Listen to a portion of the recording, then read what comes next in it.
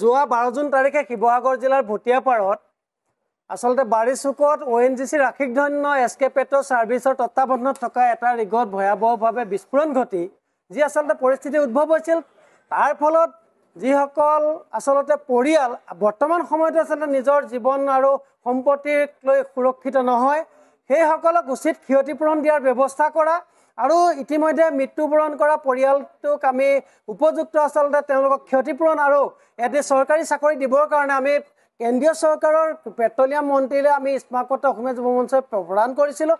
আৰু ইমান আচলতে লেহেমীয়া গতিত আচলতে চৰকাৰ বা বিভাগে SK পেট্ৰ বা ONGCৰ সমগ্ৰ ঘটনাটোৰ ওপৰত কোনো ধৰণৰ ব্যৱস্থা নকৰা কাৰ্যক আমি অসমীয়া যুৱ মঞ্চই তীব্ৰ ভাষাৰে ধিক্কাৰ জনাইছোঁ। কিন্তু ইয়াৰ সমান্তৰালকৈ আমি অসম চৰকাৰৰ মাননীয় মুখ্যমন্ত্ৰী মহোদয়ক প্ৰশ্ন কৰিব বিচাৰিছোঁ যে যিহেতু আপোনালোকৰ চৰকাৰ বা দলৰ সকলোৱে বাৰে প্ৰতিটো মুহূৰ্তত সংবাদ মাধ্যমৰ আগত বিভিন্ন সময়ত এটা কথাই আপোনালোকৰ কয় যে বৰ্তমান সময়ৰ বা সৰ্বকালৰ সৰ্বশ্ৰেষ্ঠ মুখ্যমন্ত্ৰী হ'ল হিমন্ত বিশ্ব শৰ্মা।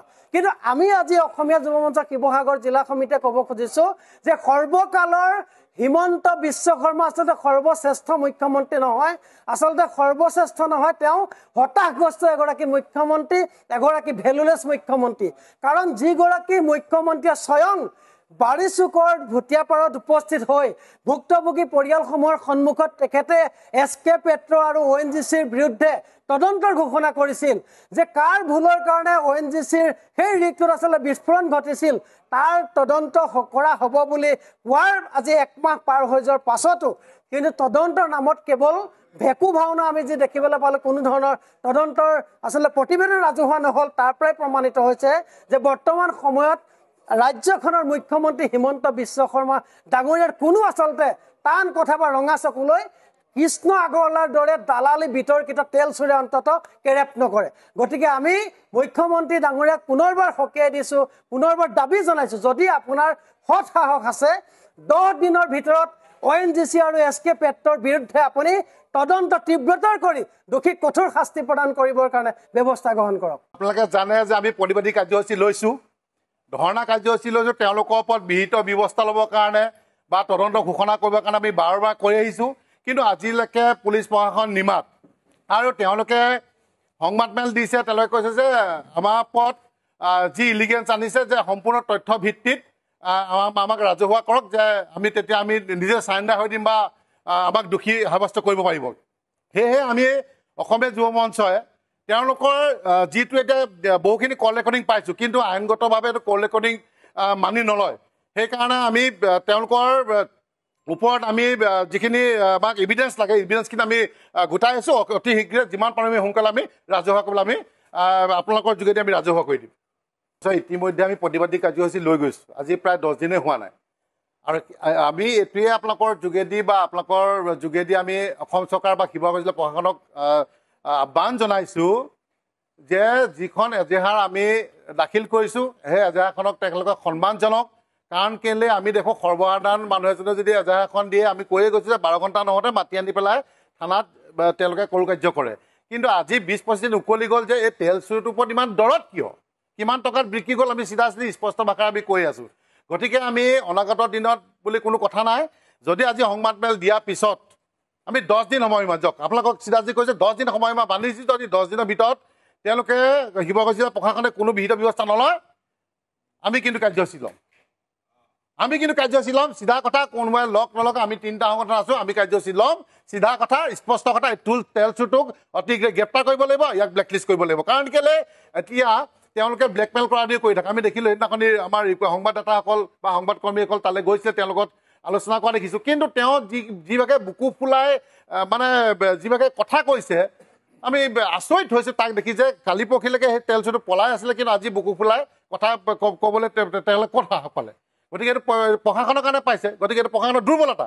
গতিকে এই দুৰ্বলতাক আমি সহ্য নকৰোঁ। চিধা কথা, স্পষ্ট কথা যে অহা 10 দিনৰ ভিতৰত যদি আমাৰ যি আমি এজেহাৰ দাখিল কৰিছিলোঁ বা তেওঁৰ ওপৰত যদি কিমান তদন্ত ঘোষণা নকৰে কিন্তু আমাৰ 10 দিনৰ পিছত কিন্তু আমি যিকোনো কাৰ্যসূচী আমি হাতত ল'বলৈ বাধ্য হ'ম। যোৱা 12 জুনত ভটিয়াপাৰা বাৰিচুকত যিটো তেল নিগমৰ যিটো ঘটনা সংঘটিত হৈছিলে, উক্ত ঘটনাত আজি এমাহ সময় অতিক্ৰম হৈ গ'ল, কিন্তু এতিয়ালৈকে কিন্তু যি ধৰণে প্ৰক্ৰিয়া আৰম্ভ হ'ব লাগিছিলে ক্ষতিপূৰণৰ প্ৰক্ৰিয়াটো আৰম্ভ হ'ব লাগিছিলে ক্ষতিপূৰণ হোৱা নাই। আজি আমি ONGCৰ ফালৰ পৰা এটা কথা আৰু SK পেট্ৰ প্ৰতিষ্ঠানৰ পৰা আমি এটা কথা বুজি উঠিছোঁ যে তেওঁলোকে গেছ নিৰ্গমনৰ যদি ঘটনা কেনেবাকৈ অসমত কেনেবাকৈ আকৌ পুনৰাবৃত্তি হ'বলৈ হয় তেওঁলোকৰ হাতত কিন্তু কোনো ধৰণৰ পদ্ধতি নাই। এই কথাখিনি প্ৰথম আমি স্পষ্ট হৈছোঁ। বাহিৰৰ পৰা আমেৰিকাৰ পৰা যদি কোনো প্ৰযুক্তি নানে তেনেহ'লে অসমত ONGCয়ে কোনো ধৰণৰ এই তেল নিৰ্গমন ঘটনা হওক গেছ নিৰ্গমন ঘটনা হওক তেওঁলোকে ৰোধ কৰাৰ তেওঁলোকৰ হাতত ক্ষমতা নাই। এই কথাখিনি স্পষ্ট হৈ গৈছে। আৰু এটা কথা আমি জনাব বিচাৰিছোঁ, শিৱসাগৰত যিমানকেইটা ৰিগ আছে বৰ্তমান SK পেট্ৰৰ অধীনতে হওক বা অন্য স্বত্বাধিকাৰীৰ হাততে যিমানকেইটা ৰিগ আছে সেই ৰিগৰ ওচৰ চুবুৰীয়া যিসমূহ অঞ্চল আছে, ৰাইজ আছে, স্থানীয় লোক আছে, সেই লোকৰ কিন্তু ভৱিষ্যত কেতিয়াও তেওঁলোকৰ নিৰাপত্তা দিব পৰা নাই। এই কথাখিনি স্পষ্ট হৈ পৰিছে। বৰ্তমান সময়ত এমাহকৈ সময় অতিক্ৰম হৈ গ'ল, কিন্তু সেই SK পেট্ৰৰ স্বত্বাধিকাৰী কৃষ্ণ আগৰৱালে কিন্তু বৰ্তমানৰ সেই বাৰিচুকৰ ৰাইজৰ অভিযোগৰ ওপৰত তেওঁ যিকোনো ঘটনা সংঘটিত হ'ল তাৰ ওপৰত কিন্তু এটা মন্তব্য আজিলৈকে দিয়া পৰিলক্ষিত নহ'ল। আপোনালোকে জানে যে মুখ্যমন্ত্ৰী সেই স্থানলৈ দুবাৰকৈ আহিছে, বিভিন্নজন জনপ্ৰতিনিধি তালৈ দুবাৰকৈ আহিছে, বিভিন্ন দল সংগঠনে শিৱসাগৰবাসী ৰাইজে বাৰম্বাৰ দাবী জনাই আহিছে। তাত সত্ত্বেও কিন্তু তেওঁ এতিয়ালৈকে কিন্তু গা লৰাব নোৱাৰিলে। তেখেতৰ পৰা আমি এষাৰ মন্তব্য শুনিবলৈ সক্ষম নহ'লোঁ। গতিকে আজি যোৱা কেইদিনমানৰ আগত সাংবাদিকসকলে আপোনালোককো যি ধৰণে তেওঁলোকে অপদস্থ কৰিলে এই কথাখিনিও ৰাইজে দেখিছে। কৃষ্ণ আগৰৱাল তেন্তে এজন চূড়ান্ত দালালি। তেখেতৰ এই দালালি আৰু পুনৰবাৰ শিৱসাগৰত কৰিবলৈ দিয়া নহ'ব।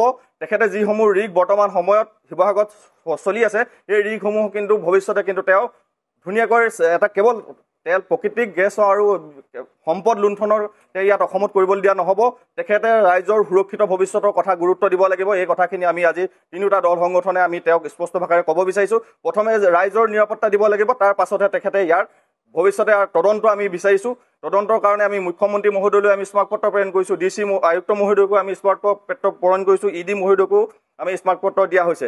গতিকে আমি তিনিজন ব্যক্তিক দিয়া হৈছে, তথাপিতো কিন্তু এতিয়ালৈকে তদন্তৰ ততো আৰম্ভ হোৱা নাই। গতিকে আমি অতি সোনকালে তেখেতক তদন্তৰ আওতালৈ আনিবৰ কাৰণে আমি অনুৰোধ জনাইছোঁ। নহ'লে কিন্তু আমি আকৌ পুনৰবাৰ জংগী আন্দোলনৰ কাৰ্যসূচী ল'বলৈ বাধ্য হ'ম।